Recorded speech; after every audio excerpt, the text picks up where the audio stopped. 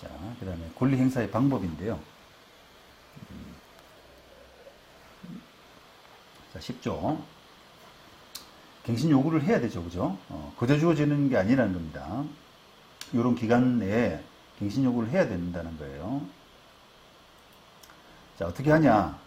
임대차 갱신 요구란 것은 임대차 관계를 계속 가져가겠다, 유지하겠다라고 하는 그런 취지면 됩니다. 나 더 할래.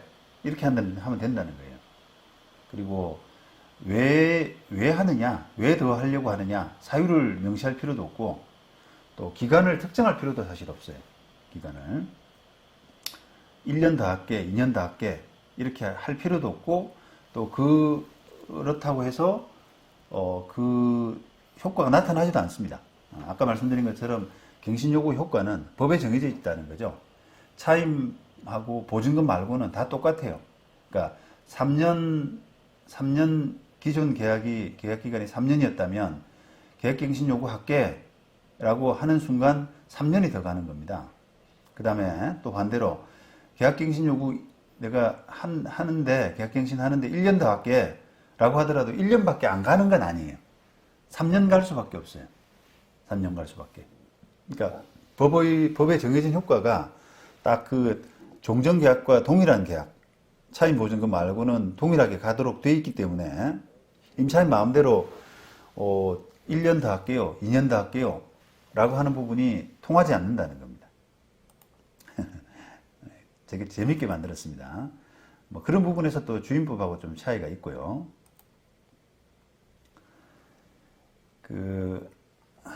뒤에 주임법을 설명이 되나 안 되나 모르겠는데, 주임법은 어떻게 했냐면, 주임법은 갱신 요구하면 2년이다 이렇게 만들어 놨어요. 2년이다. 2년 더 간다. 다만 임차인은 언제든지 해지 통보할 수 있다 이렇게 놨습니다. 그러니까 그런 면에서 임차인이 기간 조정할 수가 있는 거예요.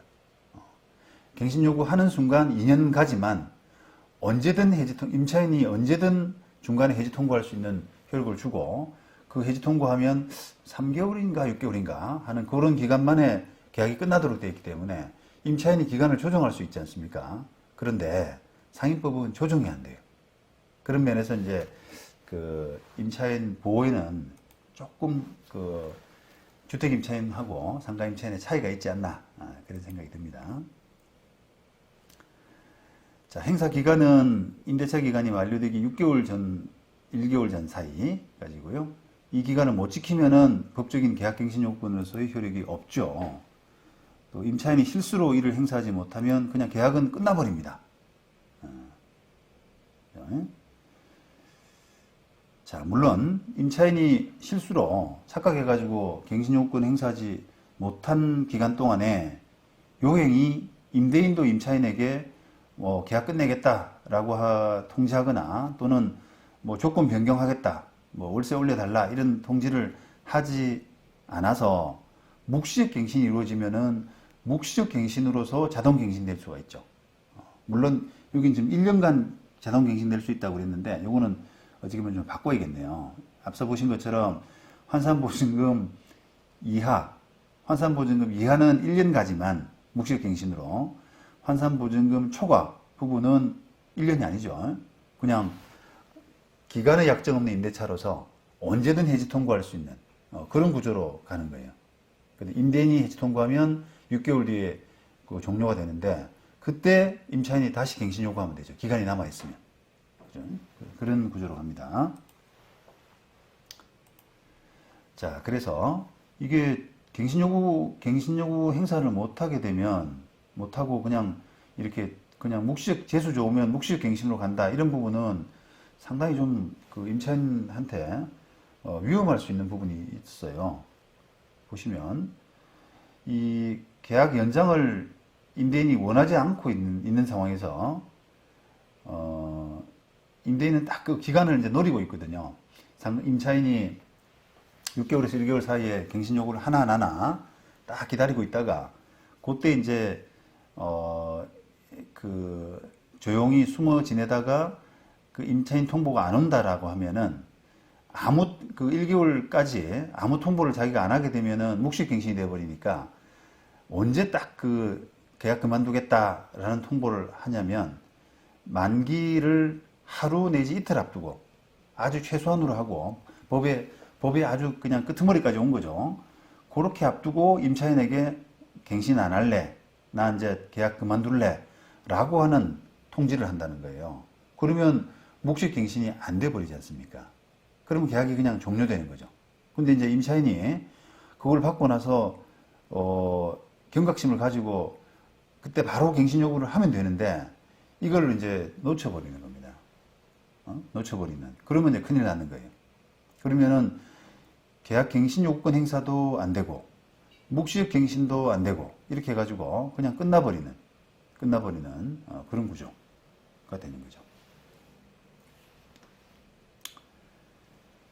자, 이런 이제 그 현상은 그동안에 이제 그 어떻게 보면 법이 임차인에게 굉장히 임차인을 보호하지 않고 불리하게 만들어 놨기 때문에 숨어 다니는 임차인이 좀 적극적으로 나 갱신 더 할래 이런 부분을 못하고 그 임대인한테 연락이 올까봐 이렇게 숨어 다니는 그런 관행 때문에 사실은 그 영향이 크거든요. 임대인한테 연락 받아봐야 좋은 게 없다 이렇게 생각하기 때문에 그냥 조용히 숨어 지내는 거예요. 기간 무렵에 그렇게 되면은 묵시적 갱신이 딱 되고 하니까 이제 살았다라고 해서 넘어가고 이런 식의 관행이 되다 보니까 그냥 임차인으로서는 때 되면 계약 만기가 되면은 적극적으로 계약 갱신 요구 행사하겠다라고 하는 그런 생각보다는 이제 조금 숨죽이면서 조용히 지내야지 그냥 기간만 넘겨야지라고 하는 그런 생각이 더 강하잖아요. 근데 이제 그게 이제 만성화되다 보니까 자칫하면은 계약 갱신 요구 행사도 안 되고 아까처럼 묵시적 갱신도 안 되는 그런 이제 처지에 놓이게 된다는 겁니다.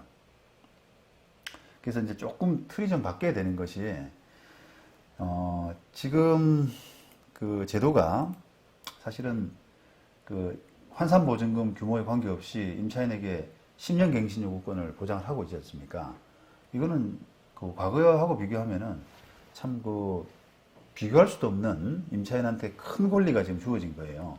그래서 이런 권리가 주어지고 당당하게 갱신 요구권을 행사하고 이렇게 하라라고 법이 만들었는데 그걸 과거처럼 그냥 숨어 다니고 피해버리고 이렇게 하면서 그걸 놓쳐버리는 이런 상황이 되면은 너무 좀 한심한 거죠. 어처구니가 없는 거예요. 그러니까 좀 더 이제 그 자기 권리는 좀 적극적인 의사표시, 갱신 요구를 기간 내에 6개월에서 1개월 사이에 해야 된다라고 하는 그런 그런 부분에 대한 인식이 조금 더 각별하게 필요할 수가 있습니다. 그 다음에 제주지방법원 2017년 판결인데요. 요거도 이제 적극적으로 갱신 요구 이 부분을 못한 임차인인데 사정이 좀 딱하니까 법원이 여러 가지 사정으로 해서 그거는 적극적으로는 못했지만 명시적으로는 못했지만 묵시적인 계약 갱신 요구 의사 표시가 있었다라고 하는 부분을 인정을 해서 그 임대인 명도 청구를 이제 기각한 그런 사례입니다. 이걸 이제 읽어보시면 여러분들이 알 텐데요. 이걸 이제 반대로 해석하게 되면은 이게 갱신 요구권이란 게 그냥 거저 임차인이 아무것도 안 해도 거저 주어지는 게 아니라 뭔가 의사표시가 필요하다. 갱신 요구의 의사표시가 필요하구나라고 하는 부분을 느낄 수 있는 겁니다. 명시적인 의사표시가 필요하고 또 묵시적인 의사표시, 안 되면 묵시적인 의사표시라도 있어야 이게 갱신 요구권 행사가 갱신 요구 효과가 발생하는구나 라고 하는 부분을 여러분들이 이제 인식하실 수 있을 겁니다. 그 다음에 권리 행사의 효과는 이제 좀 반복되는 이야기입니다. 전 임대차와 동일한 조건으로 다시 계약된 것으로 본다. 다만 차임과 보증금은 11조에 따른 범위에서 증감할 수 있다. 라고 해서 나머지 임대차 조건은 동일하게 갑니다. 그래서 최초 임대차 기간이 1년이면은 갱신 요구하면 1년, 최초 임대차 기간이 2년이면 갱신 요구하면 2년, 근데 최초 임대차 기간이 뭐 6년이면 갱신 요구한 기간은 4년이 되겠죠. 10년 범위 내니까. 그래서 그런 구조로 지금 돼 있어요.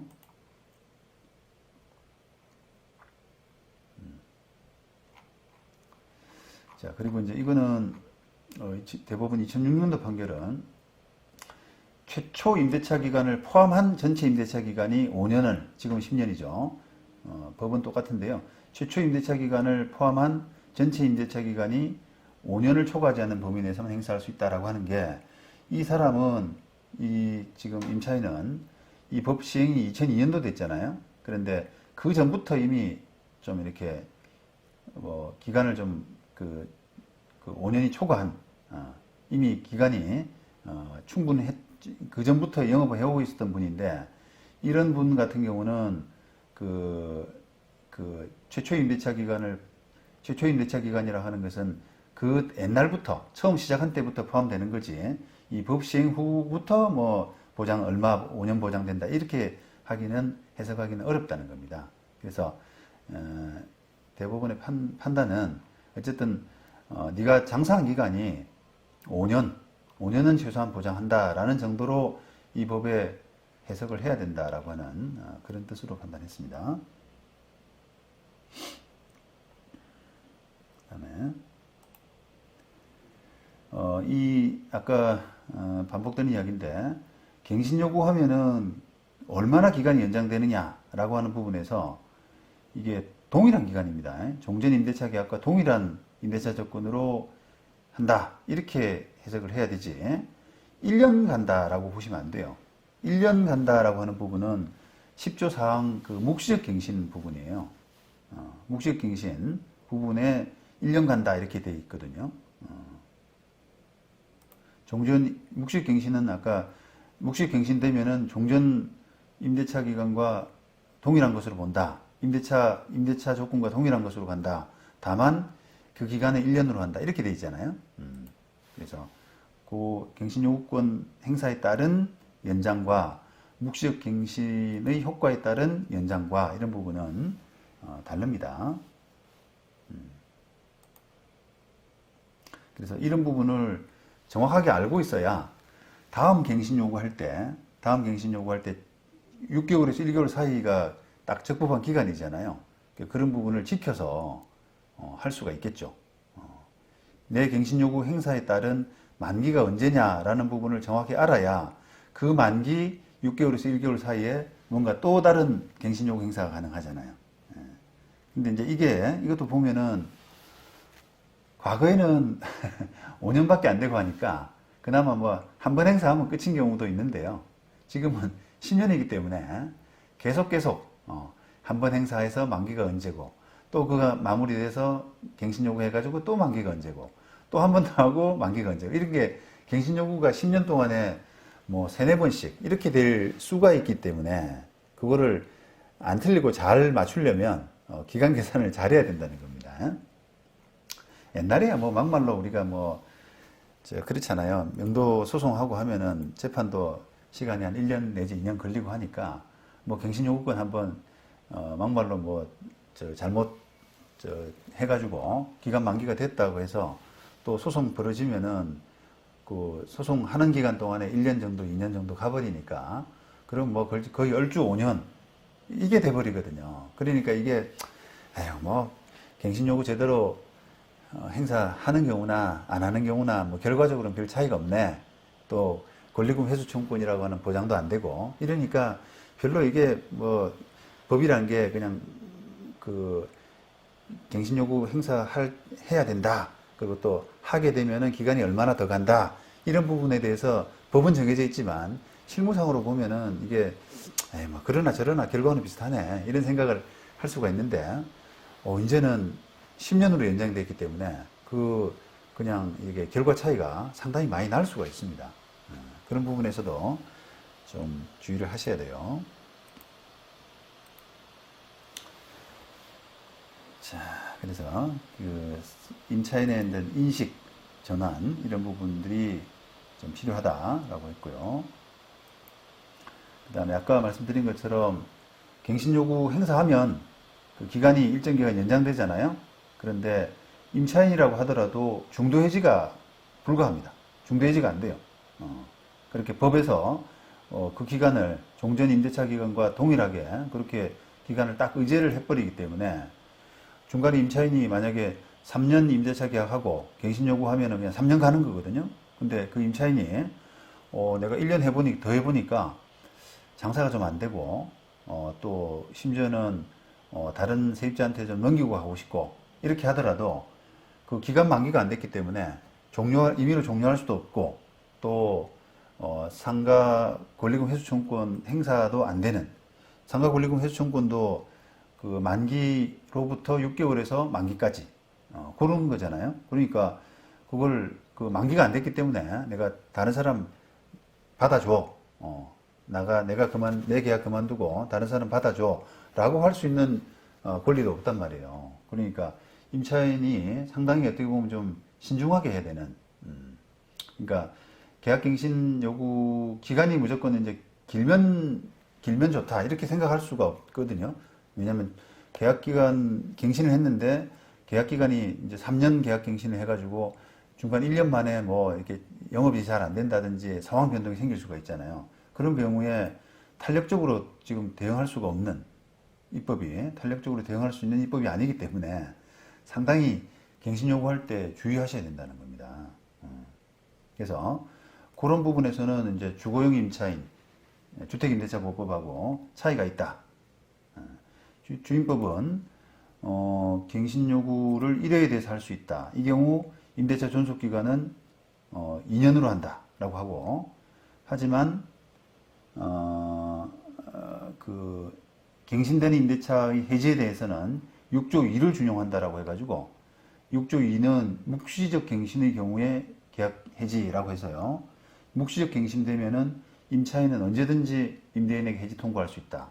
그 다음에 임대인이 해지 통고 받은 날로부터 3개월이 지나면 효력이 발생한다. 이렇게 되어 있지 않습니까? 그러니까 이게 계약 갱신 요구를 임차인이 해서 하면 2년 보장받지만 언제든지 해지 통고하면서 탄력적으로 그냥 상황에 따라서 중도 해지하고 중도에 나갈 수 있는 그런 보장이 된다는 겁니다. 그 다음에 갱신에 따른 차임 보증금의 증감 해가지고요.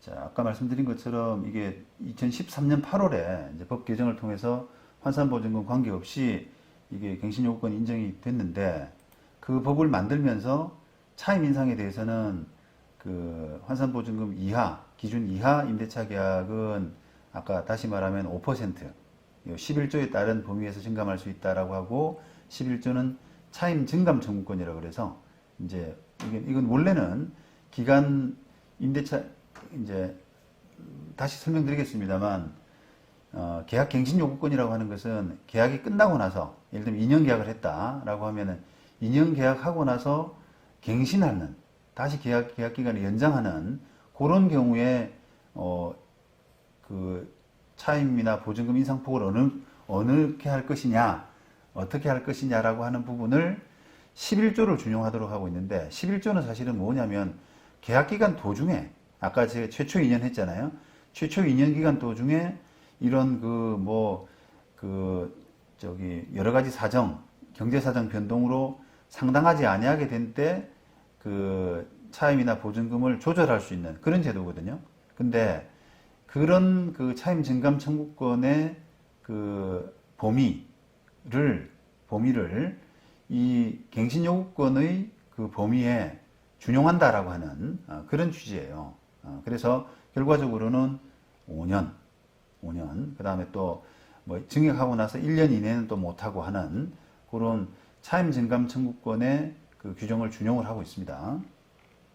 그 다음에 시행령에는 한번 올릴 때 5% 제한받는다고 되어 있고요.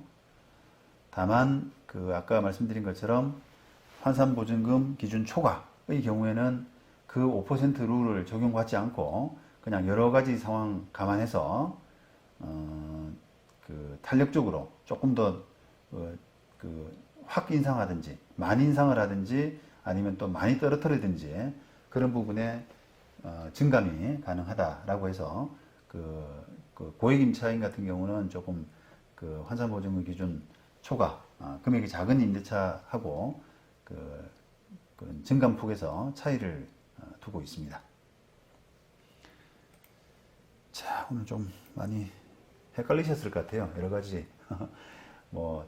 여러 가지 이제 예외 또 예외 이런 부분들을 말씀을 좀 많이 드려가지고, 그다음에 변동폭이 워낙 좀 있거든요. 변화가 법이 개정되고 개정되는 기간 13년 한번 개정됐다가 15년에 또 개정되고 또 18년에 개정되고, 이런 우리 갱신요구권만 하더라도 그런 변천사가 있기 때문에 그런 부분들을 좀 다 이해하시려면 좀 아마도 좀 이렇게 신경을 바짝 쓰셔야 됩니다. 하지만 지금 현재 기준으로 보면은 어째 보면은 18년 10월에 만들어진 이제 10년 보장되고 또 환산보증금 기준 금액 관계없이 모든 것이 다 10년 보장되는 그런 정도로 그냥 이해하시면은 또 간편할 수도 있는 거죠.